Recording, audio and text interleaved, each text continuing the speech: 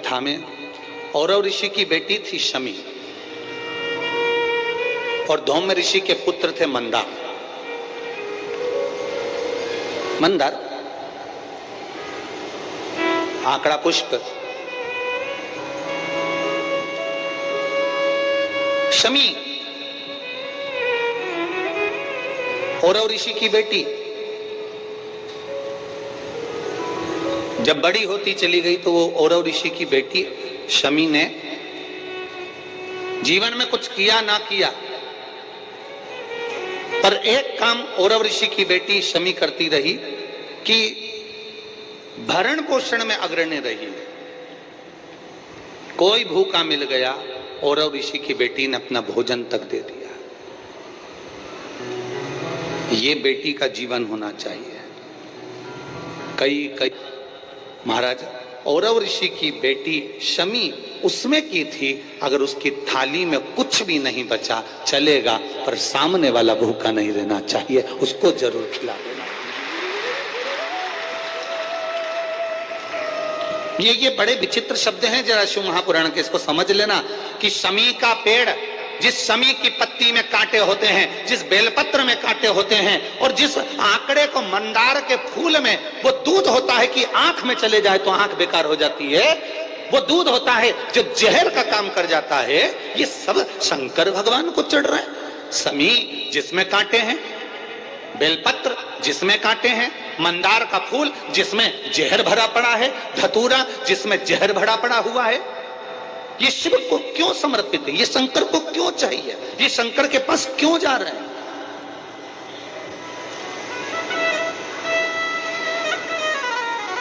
क्यों? उसका एक कारण है, सत्य बोलने वाला हमेशा बुरा होता, हमेशा बुरा होता। और वो सत्य बोलने वाला व्यक्ति, शमी कांटों में रमी हुई है, लदी हुई है, पर भाव शुद्ध है, उसका भाव गड़बड़ नहीं हुआ उसका। मंदार धौम्य ऋषि का पुत्र, ये आंकड़ा मंदार धौम्य ऋषि का पुत्र। कई लोग पूछते हैं, गुरुजी आपने एक बात कही कि तुमुरुका जी का नाम लेकर सफेद आंकड़े की जो जड़ होती है, शिव जी का उसका स्मरण कर कर 21 बार कमर में बांधा जाता है। उसको नारी का जो रजो धर्म होता है उसके कौन से दिन? 7वें दिवस। क्या इतना उस मंदार का उस इतना वर्णन होता है उस सफेद आंकड़? तो यहाँ शिव कथा कह रही है, शमी कांटों में रहकर भगवत भजन कर रही है, और मंदार जो स्वयं धौम्य ऋषि के पुत्र हैं, वो साधारण नहीं है। धौम्य ऋषि का पुत्र मंदार, वो आंकड़ा साधारण नहीं है। वो आंकड़े की जड़, वो आंकड़े का पुष्प साधारण नहीं, मंदार का पुष्प साधारण नहीं। शिव भक्ति के अंदर ली शिव।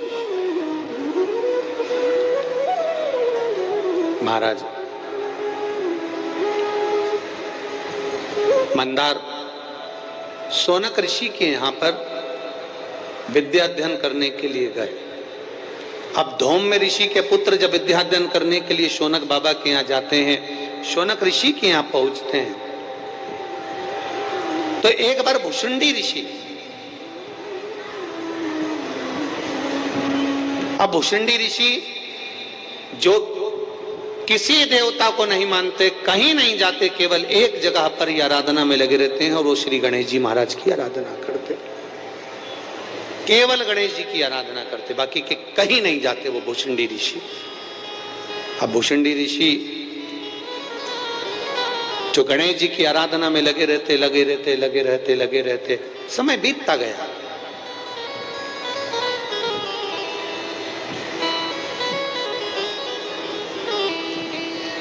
बहुत लंबा समय निकल गया गणेश जी की आराधना करते करते। आज भुषुंडी ऋषि आए, और भुषुंडी ऋषि जैसे ही आए, गणेश जी की आराधना में लीन है, भगवान की भक्ति में लीन है, कोई मतलब नहीं किसी से, अपनी आराधना, अपना तप, अपनी साधना और उसका बल, इसके सिवा कुछ नहीं जानते भुशुंडी बाबा। भुशुंडी जी ने कुछ नहीं, कुछ नहीं। ऐसी तप साधना, ऐसी तप साधना श्री गणेश जी महाराज की करी।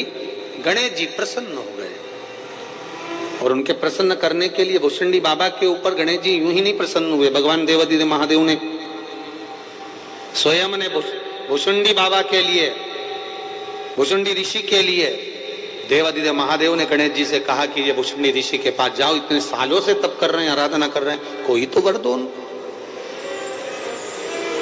जाओ तप साधना के लिए, उनको प्रसन्न होकर वर दीजिए।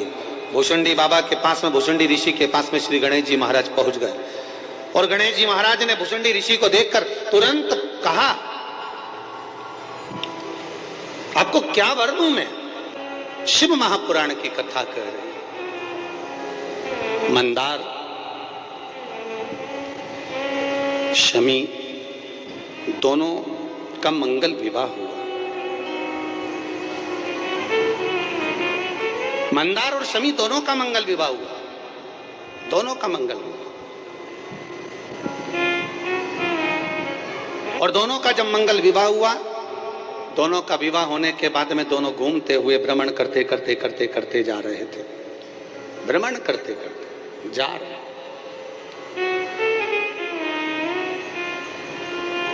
और भ्रमण करते करते जब दोनों जा रहे थे, वहीं से भुशुंडी जी निकल कर जा रहे थे, जिन भुशुंडी जी ने भगवान गणेश जी की आराधना करी, खूब आराधना करी, खूब दिल से, इतनी आराधना करी कि गणेश जी महाराज प्रसन्न हो गए, प्रकट हो गए। मांगो तुम्हें क्या चाहिए महाराज जी, बस केवल इतनी सी कृपा कर दो कि मैं आप तो नहीं बन सकता और आप मैं नहीं बन सकते, पर आपका जो स्वरूप है, ये स्वरूप थोड़ा सा शीश का मुझे दे दो। केवल एक भुशुंडी ऋषि ऐसे थे जिनका शीश गणेश जी जैसा था, भुशुंडी ऋषि।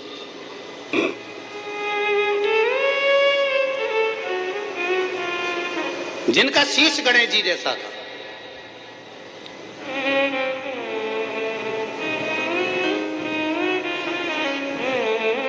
और जिनका शीश गणेश जी जैसा। मंदार और शमी की शादी हो गई, इन दोनों ने हंसना प्रारंभ कर दिया। जो भुशुंडी ऋषि जा रहे थे इनको देखकर हंस दिए, बहुत तेज ठाका लगाकर हंसे, हंसे, दुख हुआ, हृदय में चोट पहुंची, हृदय दुखित हुआ, हृदय द्रवित हुआ, हृदय में दुख हुआ, द्रवितता हुआ। और जब हृदय में दुख हुआ, द्रवितता हुई, कुछ दुख हृदय में जब हुआ, तब भुशुंडी बाबा ने क्रोध में आकर कह दिया, ए मंदार, शमी, मैं तुम्हें श्राप देता हूं, मंदार और शमी मैं तुम्हें श्राप देता हूं कि तुम दोनों जड़ हो जाओ, वृक्ष हो जाओ। शमी मंदार वृक्ष के रूप में हो गए, खड़े रहे, विनती करते रहे, ये श्राप ठीक नहीं, कृपा करिए, कृपा करिए, दया करिए, करुणा करिए। तब देवादिदेव महादेव कहीं देखिए,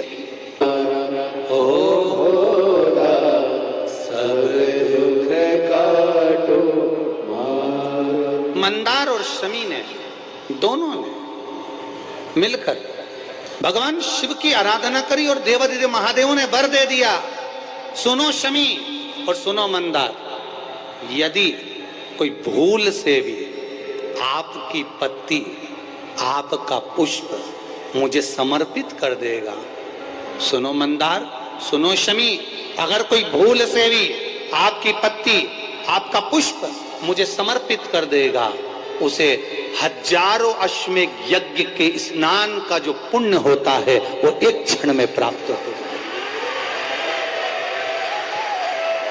हजारों अश्वमेघ यज्ञ का पुण्य, हजारों अश्वमेघ यज्ञ का पुण्य एक क्षण में प्राप्त हो। ये मंदार, ये शमी, हजारों अश्वमेघ यज्ञ का पुण्य एक साथ। शमी की पत्ती देखिए आप लोगों ने, जम के तो बोले जरा, देखिए मंदार पुष्प भी देखा हुआ है। अब शमी की जो पत्ती होती है, उस शमी की पत्ती को भगवान देवादिदेव महादेव पर चढ़ाने का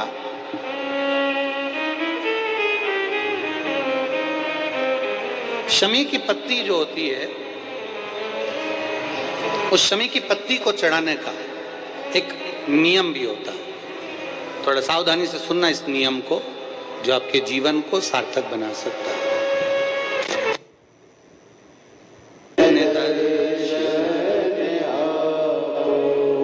शमी की पत्री को चढ़ाने का एक नियम है, बड़ा सुंदर नियम, आपके जीवन में उतारने लायक। महाराज, जब सारा श्रृंगार मेरे देवादिदेव महादेव का हो जाए, बहुत ध्यान से सुनना, ये प्रसंग आया नहीं पहले, आज अगर कुबेरेश्वर बाबा की पावन धरा पर यह प्रसंग निकला है तो उसको ध्यान से सुनिए, भाव से सुनिए। पत्ती, शमी की जो पत्ती होती है, उस शमी की पत्ती को कब, कैसे और कहां चढ़ाना चाहिए, और शमी की पत्ती का फल क्या होता है, वो भी अपन समझ लें उसको। शमी की पत्ती, संपूर्ण स्नान भगवान का हो जाए, संपूर्ण स्नान। आप समझें उसको, जैसे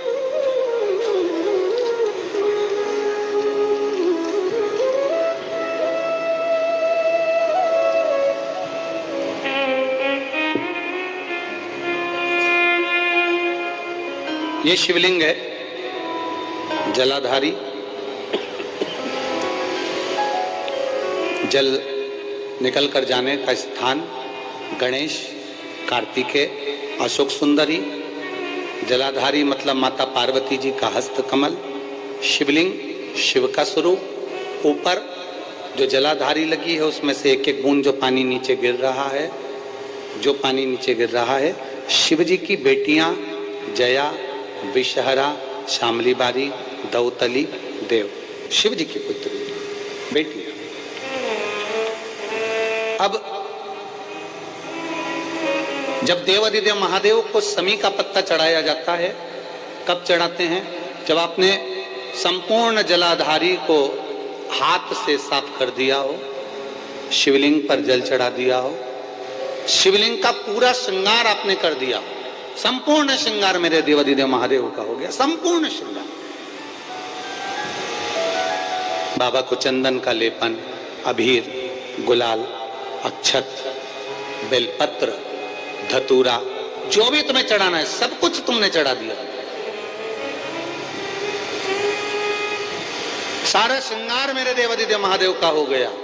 तब शमी की पत्ती को मां जगतजननी की जो जलाधारी है उस पर मात्र स्पर्श कराकर शिव के शिवलिंग पर आखिरी में समर्पित कर देना चाहिए, जिससे हमारी मन की जो कामना है वो मां जगतजननी देवादिदेव महादेव से उनके कानों में श्रवण करे। शमी पत्र का एक बात और स्मरण में रहे, शमी पत्र की बहुत एक बात और अपने स्मरण में लीजिएगा। शमी पत्र दरिद्रता बहुत है, जब लगे आपको कि दरिद्रता बहुत ज्यादा है, किराया तक नहीं है, मैं कैसे जाऊं, कैसे उस महादेव के दर्शन पाऊं, कैसे उसकी चौखट पर जाऊं, कैसे उसको नमन करूं, तब उस जगह पर आप एक बेलपत्र, जहां से जलाधारी बहती है उधर एक बेलपत्र, जहां जलाधारी के ठीक विपरीत की स्थिति में, और 7 शमी पत्र मेरे महादेव के ऊपर, केवल आपके हृदय की बात कहते हुए शमी पत्र और बेलपत्र इस तरह से समर्पित। पहले ध्यान रखना, पहले पूरा श्रृंगार, स्नान, पूजन, चंदन, अक्षत, गुलाल, अबीर सब हो जाए, उसके बाद की बात है ये, उसके बाद की बात। एक बेलपत्र इधर, एक बेलपत्र इधर, और उसके ऊपर 7 शमी पत्र के पत्ते एक एक कर कर चढ़ाना, पूरे इकट्ठे कर कर नहीं, एक एक कर कर बाबा से विनती करते हुए, कांटों से भरी हुई शमी है जिसको तूने निहाल कर दिया, मेरी जिंदगी भी कांटों से कम नहीं है, मैं जानती हूं तो मुझे भी निहाल कर देगा। तू मुझे भी निहाल खा। एक मंदार एक शमी, दोनों में बल हो, दोनों में बल है। करो शिव की आराधना, जितना फल बेलपत्र को चढ़ाने पर प्राप्त होता है, जितना फल बेलपत्र को शिव को समर्पित करने पर प्राप्त होता है, वैसा ही मां पार्वती जी ने, देवाधिदेव महादेव ने शमी को, जो कि औरव ऋषि की पुत्री हैं, मंदार जो कि धौम्य ऋषि के पुत्र हैं, इनको स्वयं शिव ने वर प्रदान किया है। शिव ने, भगवान शंकर ने।